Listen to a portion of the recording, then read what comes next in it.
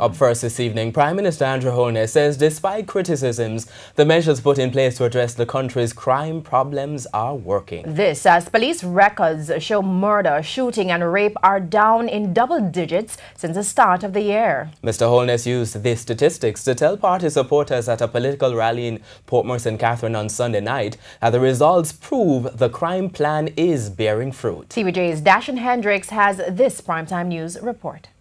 You have heard a lot said about crime and violence in the country.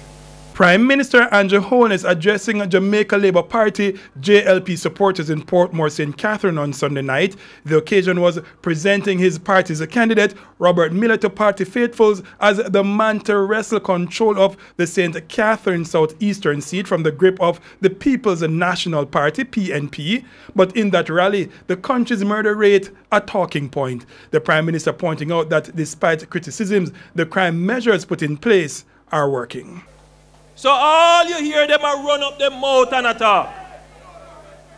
This government has sat down and calculated its response. And every response we have given have yielded success. Figures released by the police support his point. 797 murders from January 1 to August 11 show a near 17% decline when compared to the same period a year ago when 958 people were killed.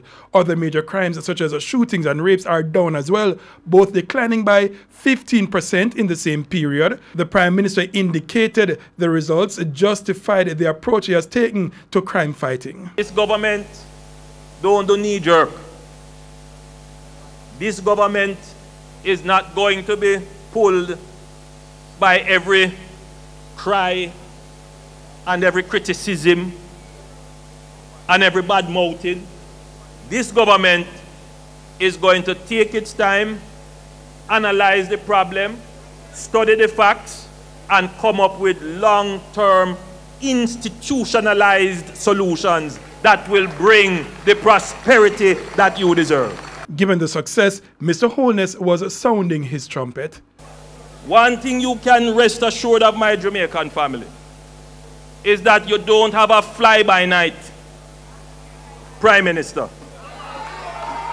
Dashan Hendricks, TVJ News.